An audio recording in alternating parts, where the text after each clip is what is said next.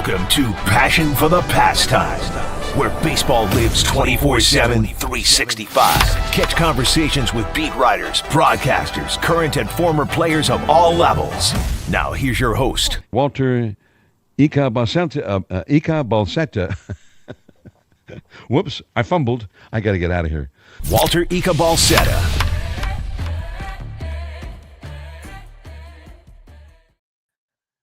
Yo, what is up, everybody? Happy opening day eve for everybody that celebrate the holiday that everybody should be off from work tomorrow. Opening day is upon us, and we got a little preview schedule for you guys, or preview special for you guys, getting ready to get it started here for the Giants in 2025. And who better to do it with me than our guy, a fan favorite of the podcast, of the Pastimers. Everybody's been clamoring for you, my guy. So Erik Engle of the Locked On Podcast Network. What's up, dude? Welcome and happy opening day eve to you. Yeah, man. One of the best days of the entire calendar year. This is a hot take, but honestly, this time of year, this is my favorite sports time of year. And I know a lot of people enjoy fall better. I mean, if you're a huge football fan, you're going to tell me I'm insane. Yeah.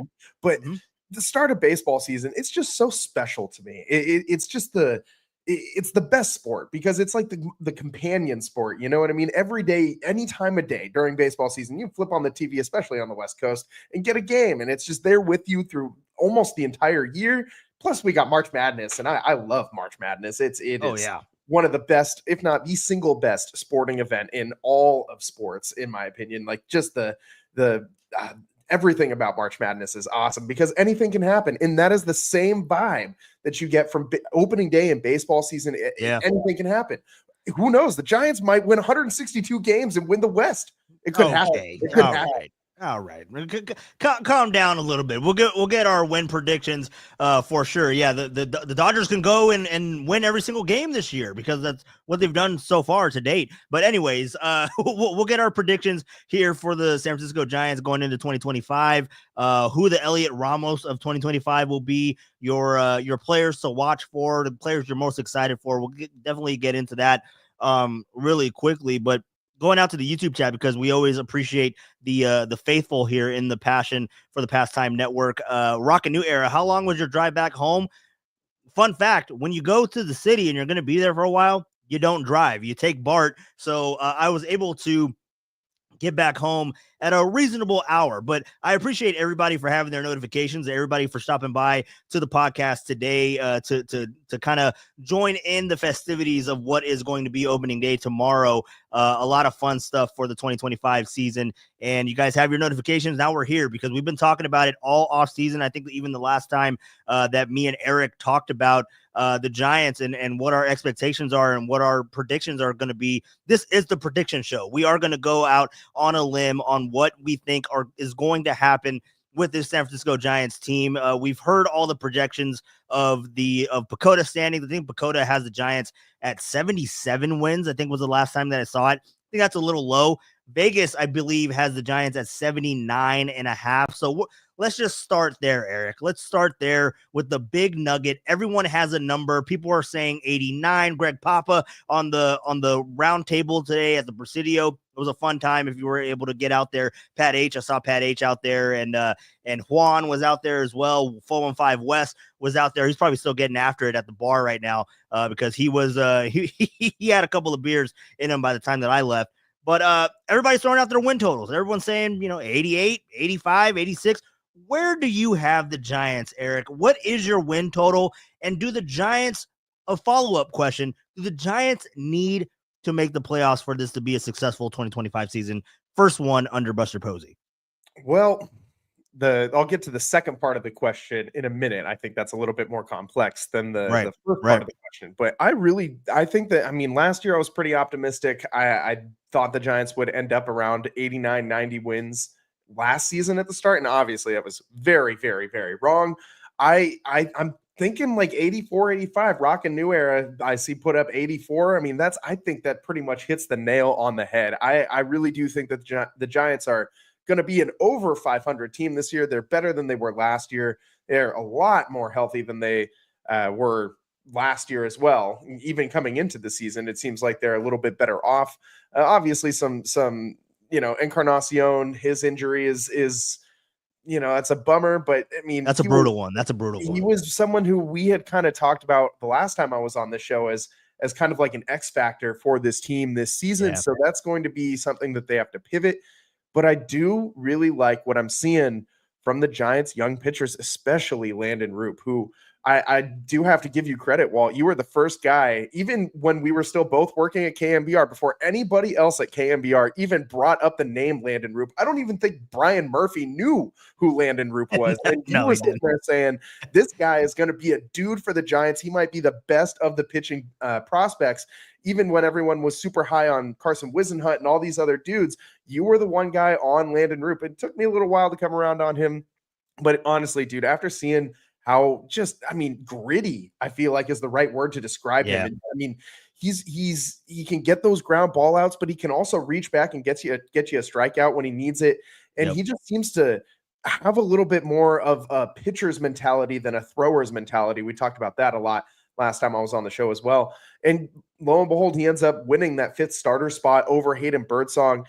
Birdsong had a little bit of a setback with that split nail that kind of, threw him off towards the end of spring. And I think that was probably, the margins between those two guys was probably a coin flip. And so it was basically just whichever one was healthier going into the season, they were probably going to roll with. And Bob Melvin kind of hinted at that in some comments he made as well. So I'm excited about Landon Roop. I'm excited about this pitching staff this year. It's not nearly as much of a question mark as it was last year. Obviously, Kyle Harrison, that's an issue. We can maybe get into that if we have time a little bit later. But oh my God, that is a problem. But the good news is there's so many other options that they have that it's not a detrimental thing. And that's kind of the vibe I get from the whole roster this year too. Is that Encarnacion's hurt. Also, for what it's worth, Murphy is also hurt. Tom Murphy, but I kind of forgot he was even on the roster because he's been hurt. Like 95% of the time since he's been in a Giants uniform. Oh yeah, he's been healthy for like 2 weeks. I completely forgot about this man. Like completely forgot he was even a Giant. Yeah, incredible stuff. Yeah, his time with the Giants is about as memorable as like Ford Proctor's time with the Giants. Dan Ugla, Dan Ugla, the Giant. So I mean, it's not. I think that you could have a worse start to the season. Right. But to answer the second part of your question, the more complex thing, I'm on the fence about this. The fan in me wants to say, of course they got to make the playoffs for this to be a successful season. I mean, it's been so long since they've made the playoffs, almost a decade now since the Giants were last in the postseason. But let's be real. This is the first year under a new ownership, or not new ownership, under a new president of baseball operations / general manager, just a fancy name for general manager. So, and it is Buster, but I don't think that they need to make the playoffs this year for it to be successful. I think if they finish the season over 500 and miss the playoffs, as long as they're in contention towards the end of the year, and it's not like we're sitting here in the end of August or the middle of August saying, well, why do I even need to bother turning on the game? As long as they're not in that situation, and as long as the team isn't just boring as hell, then this will be a success. Because last year, and all the other years under the Farhan regime, we had just torturous levels of boringness with the Giants. Like that's the number one word that sticks out to me during the Farhan regime. It's just boring, man. Like this whole team, it was so hard to get behind guys because you constantly have guys coming up and sitting down and all this stuff. So it's very, very, very refreshing to be able to look at this roster and kind of know who your guys are going to be. I mean, there's some question marks, but there are on every single baseball team, unless you're the Dodgers with 9 All-Stars. But it's kind of nice to be able to go out there and say, I know who my everyday shortstop is going to be. I know who my everyday second baseman is going to be. I know who my everyday third baseman is going to be. I know who my everyday center fielder is going to be. I know who my everyday left fielder is going to be. I know who my everyday catcher is.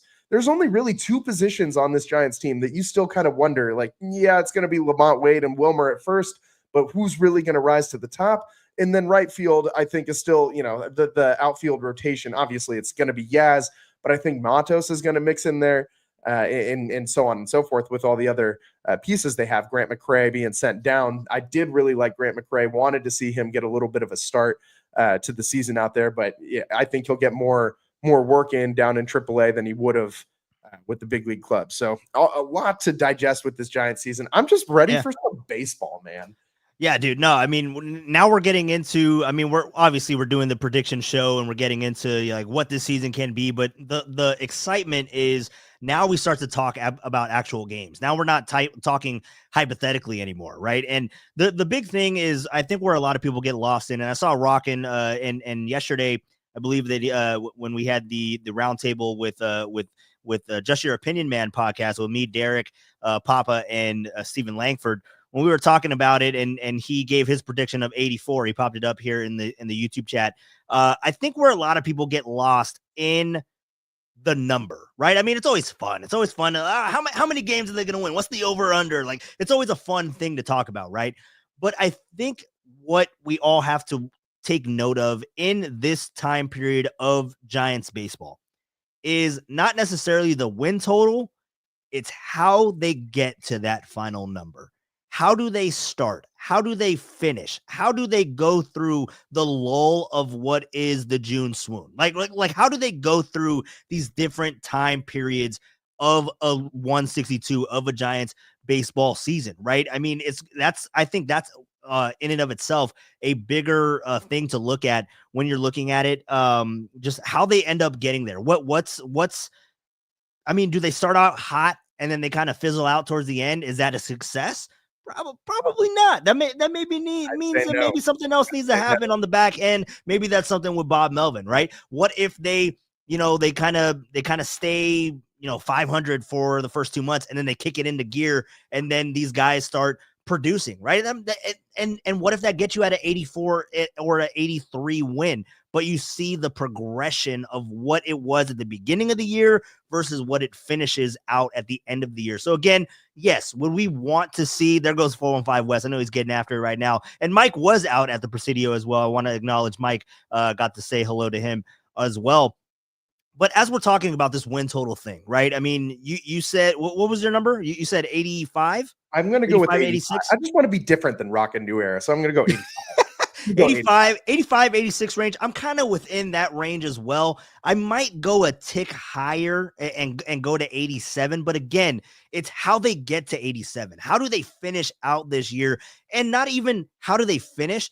How do they compete within this division? How do they compete against the big monsters that we have in the NL West with the Padres, with the Diamondbacks, and of course, with the Dodgers? So I think that is the thing that I'm looking at the most going into 2025 is obviously we know that the Giants are kind of behind the eight ball, right? We know that they are going into this NL West and it's a daunting task. But how do they compete within this division, I think, is a big talking point for me going into 2025. How they get the number, how they end up, how many wins they end up getting, I think is irrelevant. It's just how they get there is the big part of it. But I mean, we were talking about guys that were going to make the roster. We finally have the 26 man. We know who are going to be on the opening day roster in Cincinnati. Eric, let me ask you this, because we know the biggest bugaboo for the team, right? We know where the biggest problems are,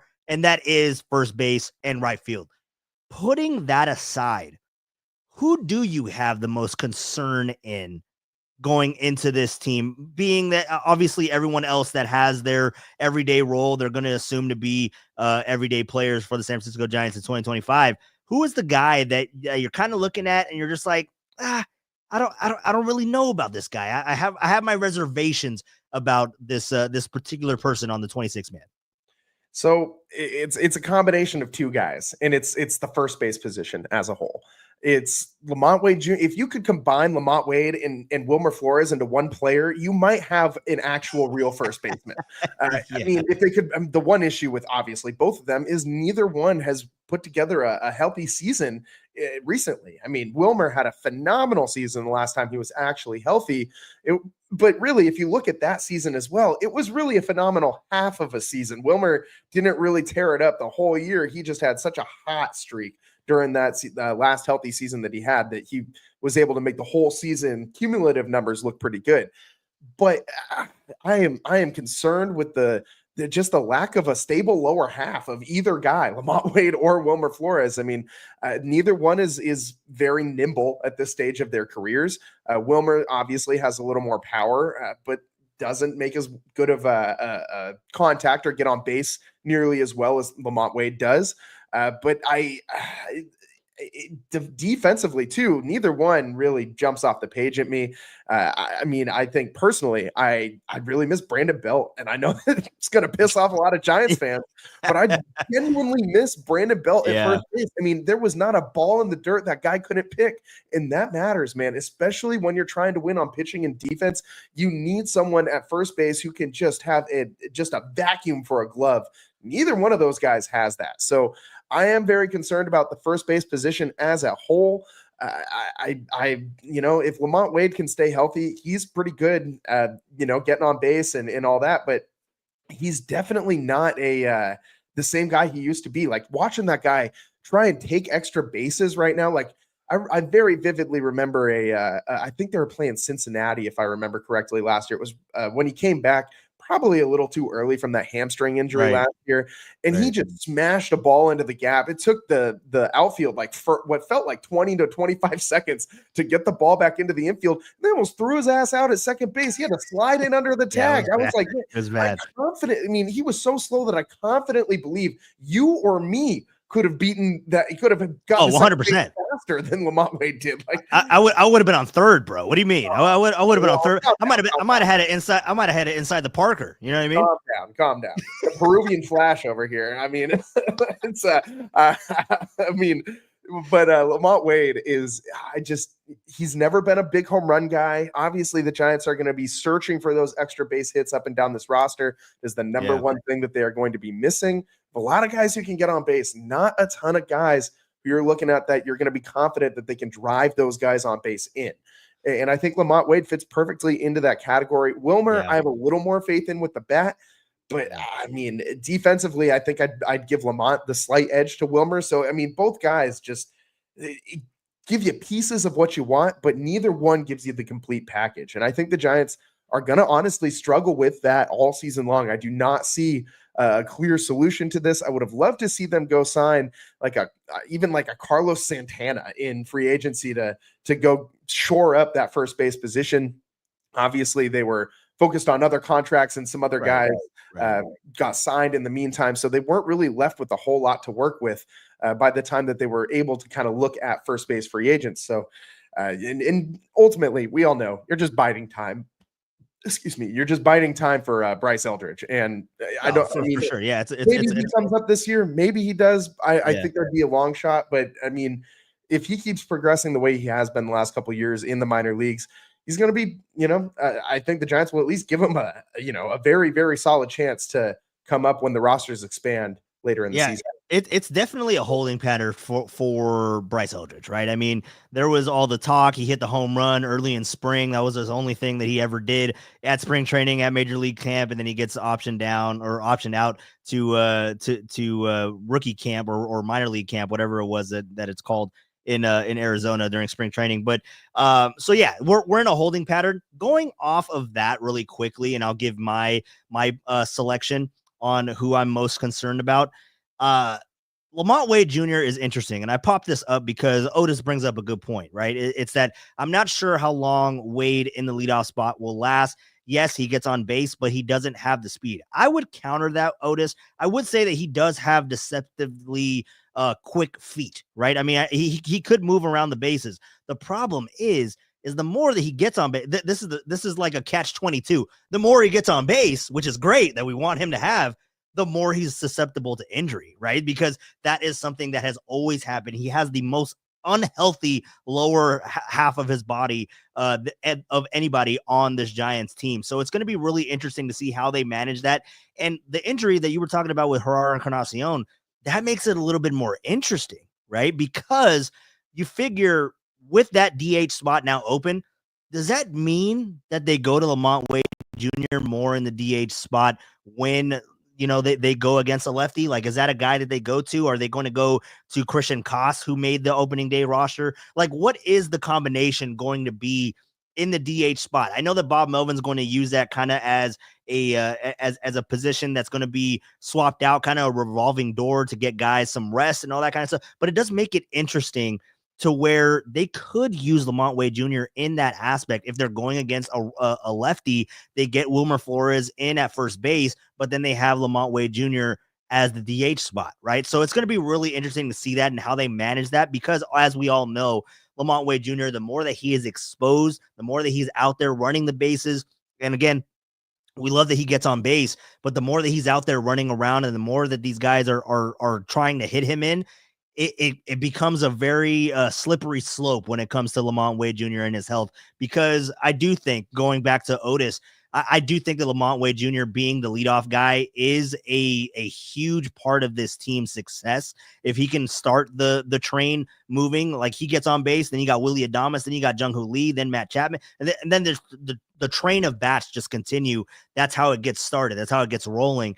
But if that's not able to kind of jumpstart this Giants team, it's going to be hard to score runs. It's going to be a difficult task, and we know how hard it was last year. So my pick, really quickly, I'm not going to dive too much into it, but I think it's a guy that nobody's really been talking about too much in the offseason.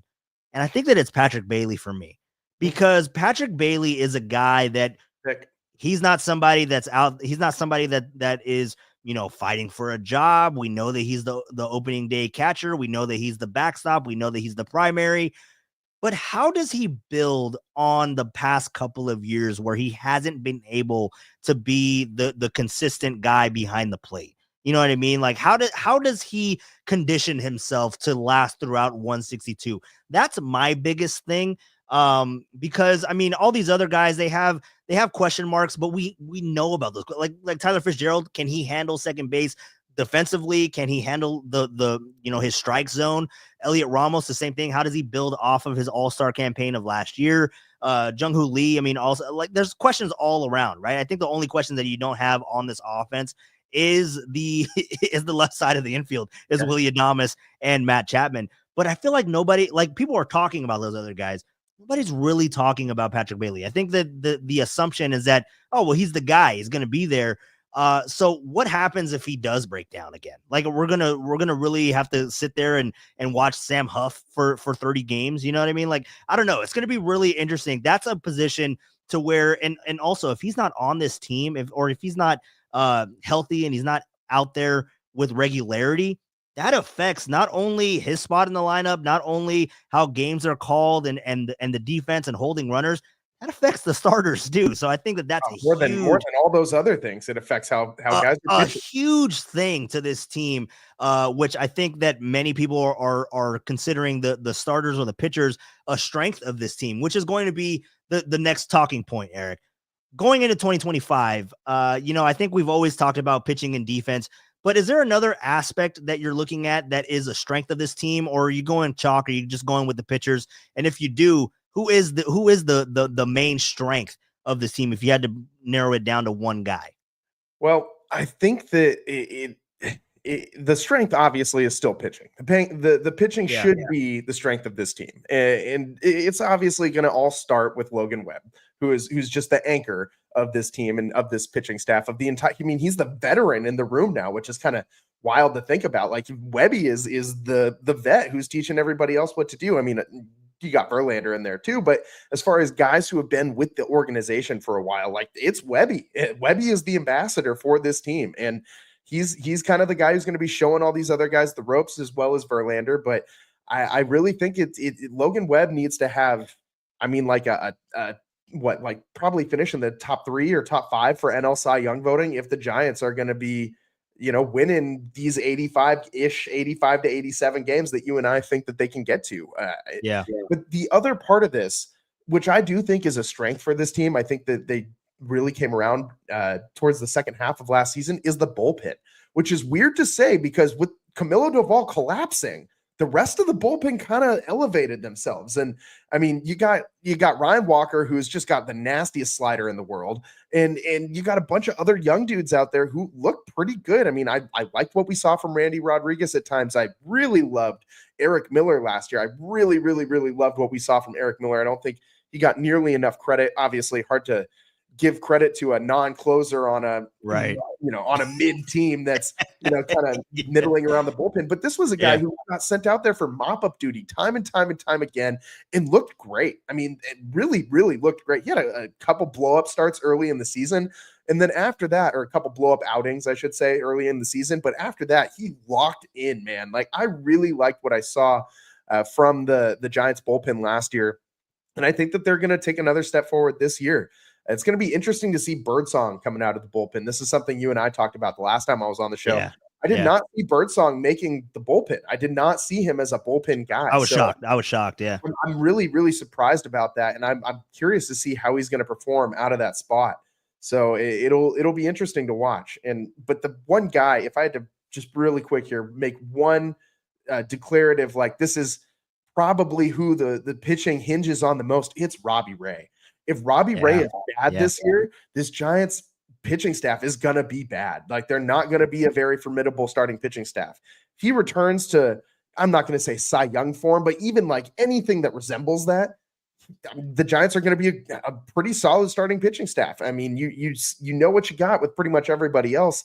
Robbie Ray is the big question mark in that starting rotation. So a lot riding on his shoulders and on Webby's too, but let's be real. We know Webby's going to deliver. Yeah, I sure hope so. I hope that Logan Webb's leg breaking on my bobblehead a couple of months ago, I hope that wasn't an omen. It was his left leg, by the way. So if anything ends up happening, if anything ends up happening with Logan Webb, you know that it happened here on the podcast. You guys can assume full blame to Passion for the Pastime and myself and Erik Engle as well. But really quickly, so we're going to wrap up here really quick. It's going to be a short show tonight, everybody. I appreciate everybody stopping in for the podcast tonight. But one more thing I wanted to touch on, because we kind of talked about the win total. We talked about who you're looking forward to seeing, who you're more concerned about. Give me the player that this Giants team is successful because of blank. What player are you looking to be the X factor of this team? I mean, I know we kind of talked about the pitching staff and all that kind of stuff, but individual player on the offense, maybe. Who is that guy that you're looking to as the Giants are successful? The Giants are competing. The Giants are fighting for a wild card spot in the final 2 weeks of the season because this person just absolutely went off. Who is that guy for you, Erik? It's Elliot Ramos. It's a no-brainer for me. It's Elliot Ramos, because this guy has 30 to 40 home run a year potential. I mean, we finally saw it come to fruition last year. And now that he's going to have an actual full season with the team, not be coming up in May or whatever it was last year when they finally brought him up. And he's finally got a defined role. We know where he's going to start. We know how he has expectations at this point. I mean, he did before to some extent, but I mean, I think everybody kind of wrote him off at a certain point in his development. Shout out Farhan and using every single possible option that you could possibly use on a player and just killing everybody's confidence in themselves. But I think that if the Giants are going to go on a heater at any point in time this season, it's going to be because of Ramos. Look at when they started really winning some games last year. And it was, I mean, Ramos really in those, like you talked about the June swoon, during that time when the Giants, the rest of the team was not playing very well. There were some nights where Ramos was literally the entire offense, and it was enough for the Giants to win games because we know that the pitching is the strength. If you can just get enough offense on a night-to-night basis from somebody, and you know that Chapman's going to deliver, and you know that Adames will hopefully deliver, it's Ramos. It's Elliot Ramos. And whether or not this guy can play at the same level that he played at last year, I also really liked the adjustments that I saw to his swing at the end of last season, because he had a hell of a time handling high fastballs last year. And towards the end of the year in September, he figured out how to get on top of that pitch and stop popping out every single time or striking out. That was what he was doing at the beginning of the season and in the middle of the season. the end of the season, he started figuring out how to get on top of that ball and just slap it into the outfield. And similarly, Tyler Fitzgerald also started a little bit to show that he could hit some outside pitching, but then this spring, it's obvious that same problem has reared its head again. So I'm not convinced that Fitz has solved that problem, but Ramos is the guy who, I mean, he should be the big X factor for the Giants this year. Do you think the Giants really, just a quick answer, you don't have to like dive into it too much, but do you think that the Giants bringing on an extra infielder with Christian Koss and having Casey Schmidt there as well, do you think that there's a little bit reservation on Tyler Fitzgerald at second base, whether he can do it at the plate? I do. I don't think that you keep both of those guys around if you didn't. I think Brett Wisely would have probably been that final roster spot if you felt like you needed a little bit more help in the outfield, where they essentially keep one outfielder in Luis Matos. And some of these we've seen Tyler Fitzgerald play the outfield. We've I don't know if Koss can play the outfield, but he seems like a good enough glove that you could probably put him out there if you really wanted to, if you really needed to in a pinch. So but obviously Brett Wisely would have been the just the kind of the chalk option to go out there. So I do think that is a sign that they're not entirely sold. Also, the Susan Slusser article in the Chronicle that basically said the Giants aren't really that interested in trading away Casey Schmidt right now. Is a very big indicator that they do kind of have a contingency plan for Tyler Fitzgerald at second base. And I mean, I know a lot of fans like Schmidt and his power, but that guy's got to figure out how to not just strike out every single time that he's up at the plate. He needs to have some more discipline up there. Maybe take some lessons from Lamont Wade on how to watch a pitcher go by before he's swinging out of his shoes. Yeah, it'll be really interesting. When I saw Christian Koss made the team, I was like, I don't know if they're too thrilled with Tyler Fitzgerald at second base.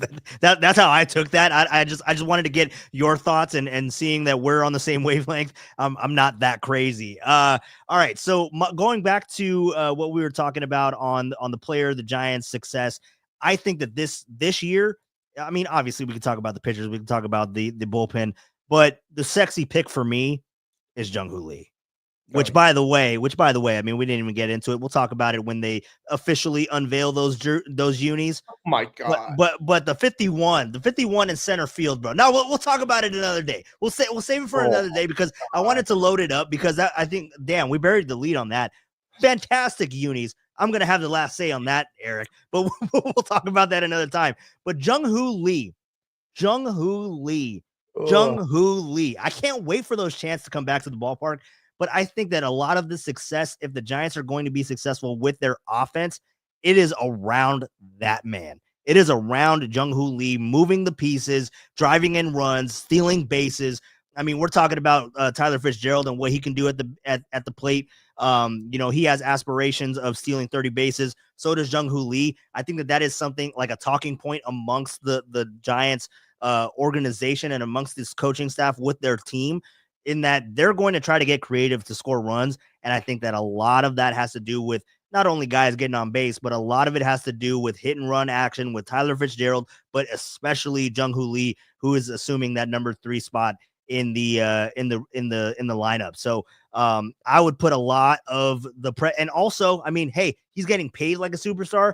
Kind of time to see. Obviously, he got hurt last year, wasn't able to show it, but got to kind of see on the investment a little bit. We got to see what they have in the superstar, and putting him in that number 3 spot, I think it's kind of the test for Jung-Hoo Lee. So I'm really excited about that. Last thing, Eric, before I let you go, and really appreciate your time, man. It's been a fun time. We're going to continue to do these during the regular season. I can't wait for baseball, man. Opening day is tomorrow. But let's go through, because we don't really care too much about the American League. I can care less about who wins the divisions and all that kind of stuff. Let's break down the National League really quickly. Who do you have winning the NL? Let's go through the divisions first. Let's go through the NL East. Let's start with the NL East. Let's start back in New York, back in Philly. Who wins the East for you? I mean, I think it's got to be the Braves. I think the Phillies are right there with them. All right. But I think it's going to be the Braves again, man. This Yeah. this team is a lot more than just Acuna. I know that they're going to start the season missing him, and he's working his way back from injury and all that. But I really do think that whole team is really, really good. They got Spencer Strider coming back, and I do expect him to be dominant. I don't expect him to have too much of a hangover from that injury, but I really do think that the Braves are going to be the team to beat out in the East. I'm going to ride with the Phillies. I think that the Braves kind of take a step back. I don't even know if the Braves get into the playoffs, but I can see them doing that. I can see them doing it, but I think that there's a lot of pressure on their young pitchers, and they didn't really do anything to like supplement the loss of Max Fried. You know what I mean? So it's going to be really interesting to see how that division shapes up. I can see them making the playoffs based on their offense. Their offense is pretty incredible when you look at that lineup. Austin Riley and Matt Olson are nothing to sleep on, man. Yeah, no, dude, for sure. And Ozzy Albies too. Like that's Ozzy Albies. Yeah, no, they have a really, really good lineup there. Like that every single 1 through 9 on that roster scares you. It's a good one. It's a good one. But I'm going to give it to the Phillies just because of their pitching staff. They did go and upgrade a little bit over the offseason. So I'm going to go with the Phillies. Let's go over to the Central now. Central is kind of put them in a hat and take a pick. For real. But who are you going with in the Central to start the year real quick? You know, I'm going to say the Pirates. And I know that's kind of insane. Damn. I know that's kind of insane, but I mean, I think the Paul Skeens effect is going to permeate through the rest of that team. I think Skeens is going to win the Cy Young this year for the National League. It's a good pick. I mean, utterly dominant. Like that guy is, I mean, maybe I'm just riding the hype train, but I do think that just the excitement of that, you kind of remember the last time the Pirates did anything, and it's when they had the excitement of 2 very, very, very good starting pitchers in their rotation. And Garrett Cole was one of them. And Paul Skeens is basically that same dude, only better. And Jones is a really, really good pitcher too out there. I think a lot of people sleep on him. That staff is really, really, really good. And people are going to sleep on the Pirates because they're the Pirates. But if they generate just enough offense, they can do it. And it's not only as much about the Pirates being, taking a step forward, as much as it is about the NL Central just is such a crapshoot, man. I mean, the Brewers got worse than they did last year, although Chourio should be, taking a huge step forward. That guy is going to maybe be in the MVP conversation for the National League this year. A lot of people are really high on the Reds as well, because obviously you got Ellie, you got, Hunter Green, which are probably 2 of the most exciting guys. Just pure excitement for the Reds. Just tune in to some Reds games just to watch, 105-mile-an-hour fastballs and a guy who gets walked and then ends up on third base every single time he gets on base. So I do actually really like the Pirates. And I mean, the Cubs who knows what the hell they're going to do. I mean, everybody on that team seems to just be so erratic in their performances. What's hilarious is that the Pirates are going to pirate, the Cubs are going to cub, and then we're going to be talking about the Milwaukee Brewers again in October. And that's just out of nowhere. Just out of nowhere. Yeah, dude. No, 100%. I'm probably gonna. You're riding the Pirates. That's a really bold pick by you. They didn't do anything. Me and my Pirates.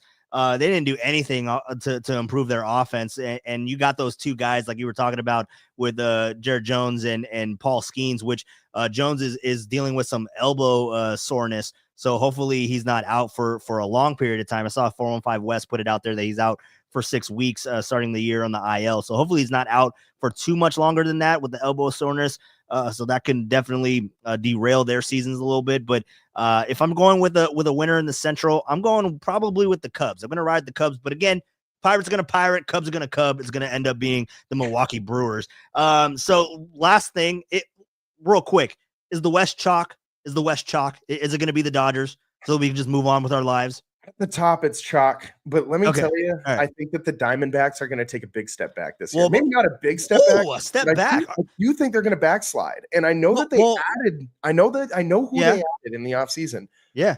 But this is a team that has been, all their role players have been punching above their weight for a couple seasons now, there's got to be some regression to the mean eventually. I Yeah. am not that smart of a math guy, but I did pass my stats class with like a 93-94% in college, and community college, granted, but Sure, I yeah. know that you can't stay like 2 deviations above the mean for too long without eventually backsliding. Like, that is an anomaly.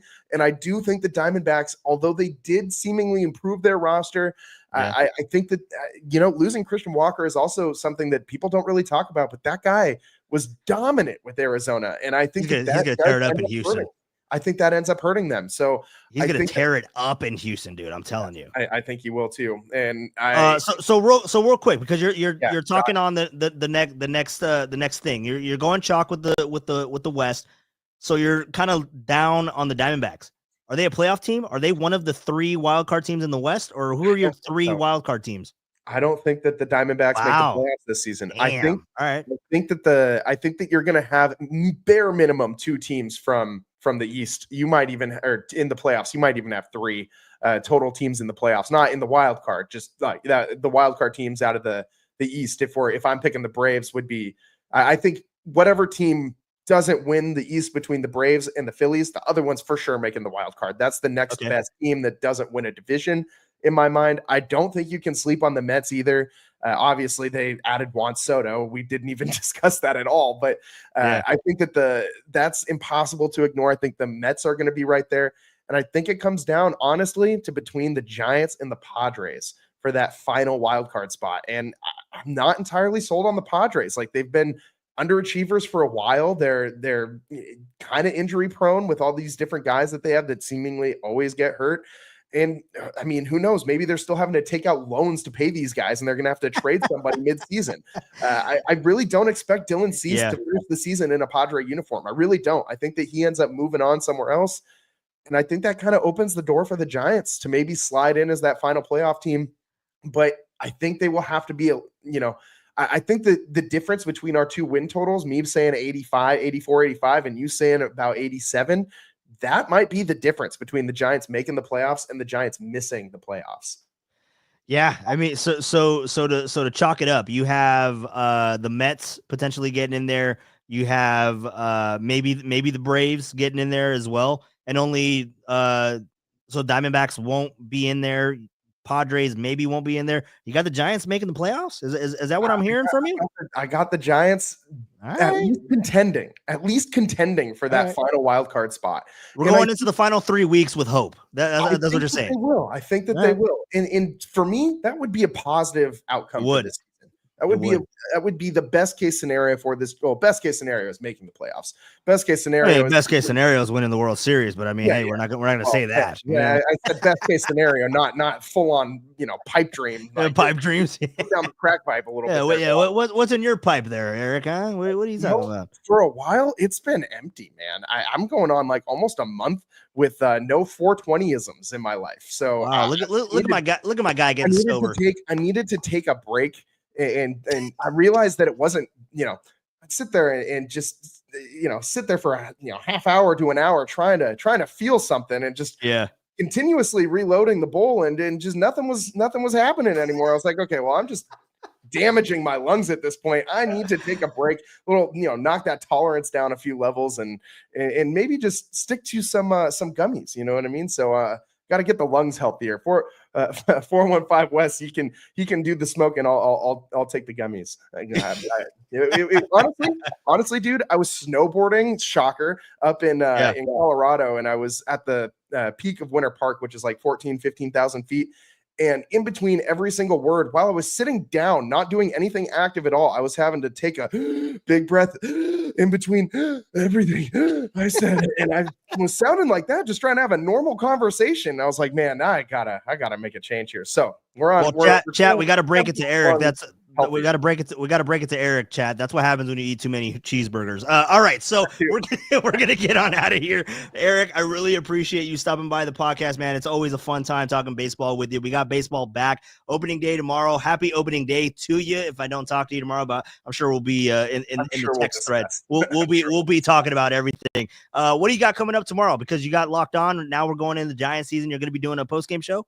Yep, absolutely. Going to be doing Locked On Giants postcast all year this year. A little bit of a change. There used to be a delineation between the Locked On postcast channel and the standard Locked On Giants channel. Everything this year is all contained on the one YouTube channel, on the Locked On Giants channel. Makes a lot more sense for the fans. Everybody knows where to find that channel. So make sure you're tuning into the Locked On Giants YouTube channel, the Locked On Giants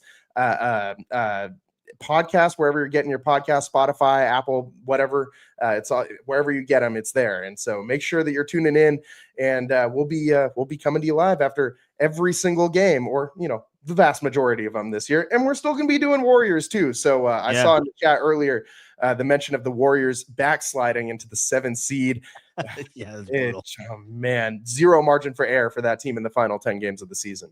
Yeah, definitely brutal. Rockin' already chiming in, Locked On. He's going to find it and subscribe because he likes himself some Erik Engle, some Triple E, Eric Edward Engle. What's up?